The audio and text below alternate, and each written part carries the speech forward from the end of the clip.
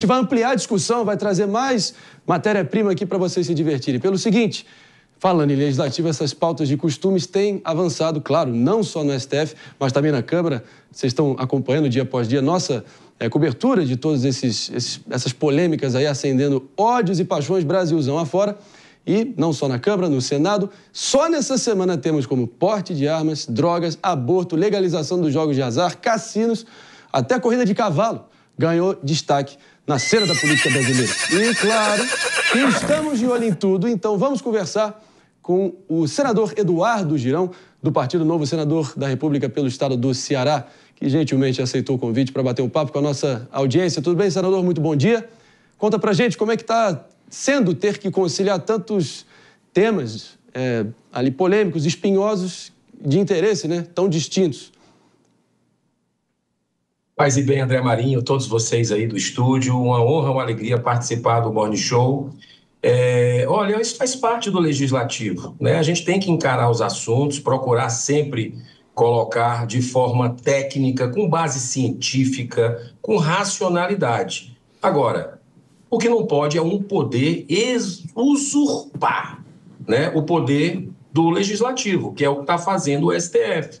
E você viu ontem nesse debate aí acalorado que, no meu ponto de vista, o presidente se equivocou, porque ninguém pode fazer eufemismo com isso.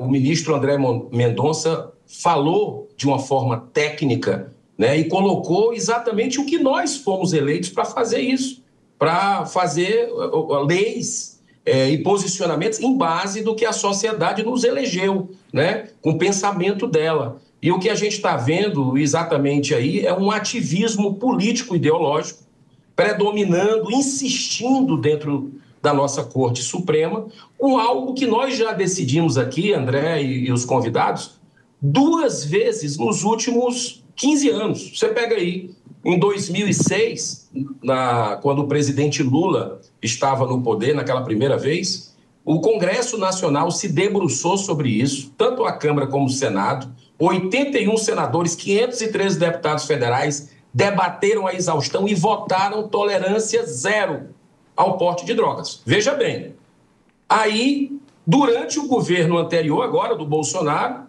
veja que são presidentes com total diferença política e ideológica. Novamente, o Congresso se debruça sobre a lei de drogas no Brasil, vota, debate e o presidente também sanciona. Ou seja, nós já demonstramos aqui tolerância zero. Como se não bastasse, o STF avança nesse recurso extraordinário e nós tivemos que fazer uma PEC às pressas para deixar na Constituição aquilo que a gente já tinha feito 2 vezes. E aí nós aprovamos, o presidente Rodrigo Pacheco foi o primeiro autor, né, e nós conseguimos aprovar em regime de urgência.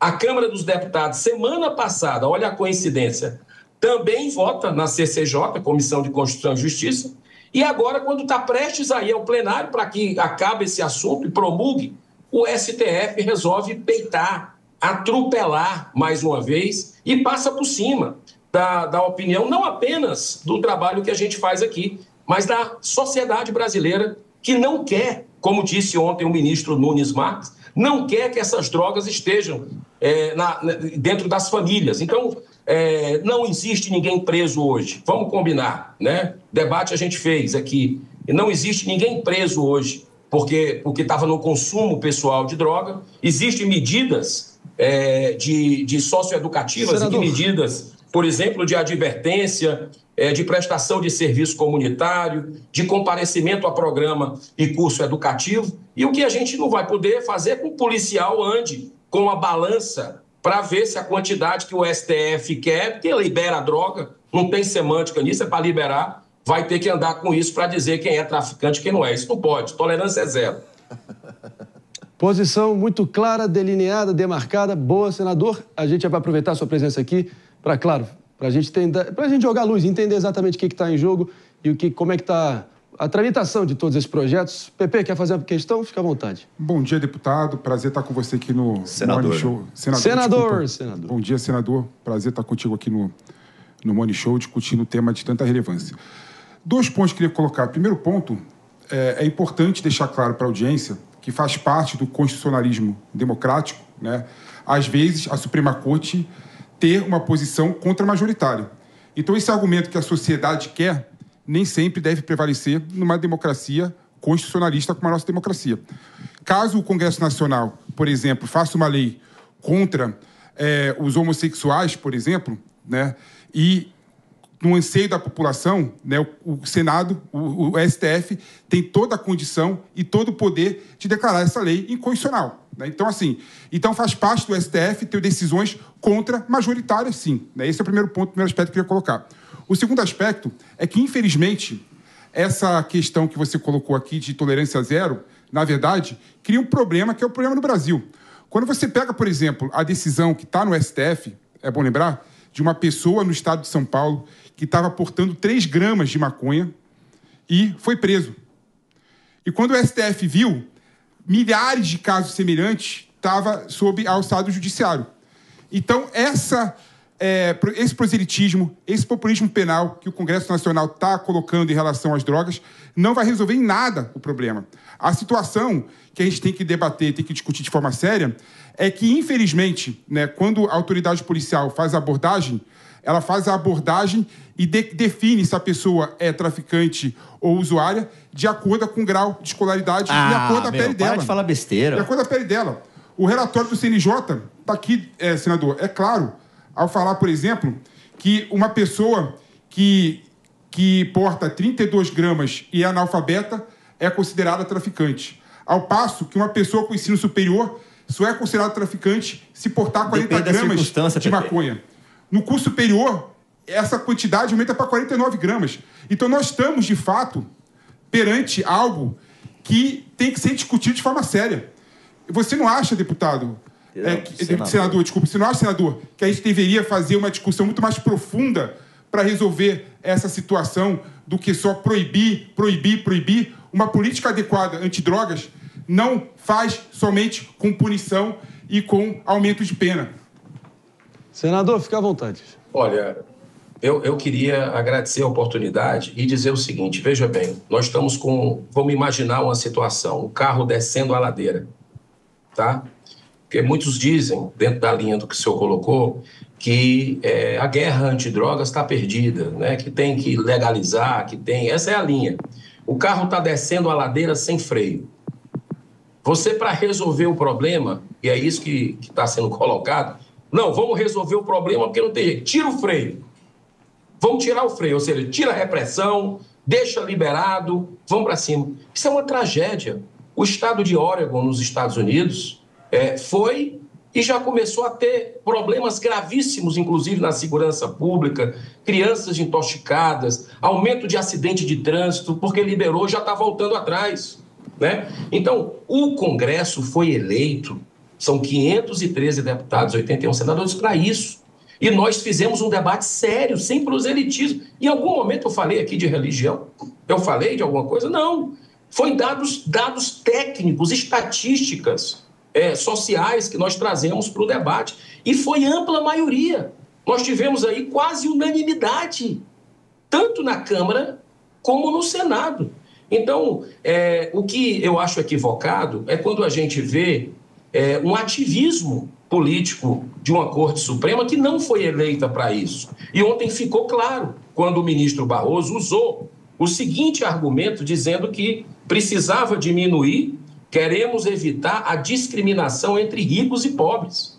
Poxa, isso é típico, uma matéria típica do parlamento que a gente enfrenta aqui. E eu entendo certos procedimentos, certas posições, mas é aqui, não é lá. Se o ministro Barroso quer, porque quer, liberar a maconha, não sei se é porque ele fez uma palestra em 2004, em Nova York, e eu pedi o impeachment dele, porque ele deveria ter se decretado impedido, suspeito de votar nesse recurso extraordinário, porque ele fez palestra a favor, né? Então, se o ministro quer legislar sobre o assunto, com as suas ideias, como ele disse lá na Uni, né? Nós derrotamos o bolsonarismo, que ele tire a toga e venha para cá fazer um debate, tente se eleger deputado, senador, vai ter eleições para vereador, para prefeito, porque é nesse campo que a gente precisa debater o assunto e não uma Corte Suprema que tem que estar atenta ao respeito da Constituição.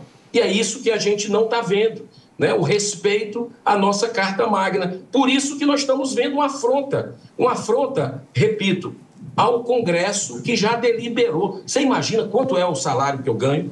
Quanto é o salário de 81 senadores, de 513 deputados? São bilhões para funcionar essa estrutura de assessores, de emenda, de tudo que você possa imaginar. A gente debate durante 20 anos, vota 2 vezes isso, com o dinheiro de quem paga imposto. Aí vem um ministro do Supremo, começa essa coisa, começa a votar, começa a deliberar, causa um problema grave no país, que a gente tem que, de novo, votar sobre o assunto e colocamos tolerância zero. Ô, senador, assim, com todo respeito, a lei em vigor, que foi votada pelo Senado, pelos deputados, mais de uma vez, inclusive a proposta de PEC que está agora, faz uma diferenciação entre usuário e traficante, na forma que deve ser tratado juridicamente. No entanto, não deixa claro quais devem ser os critérios de forma mais objetiva que diferenciam um e outro.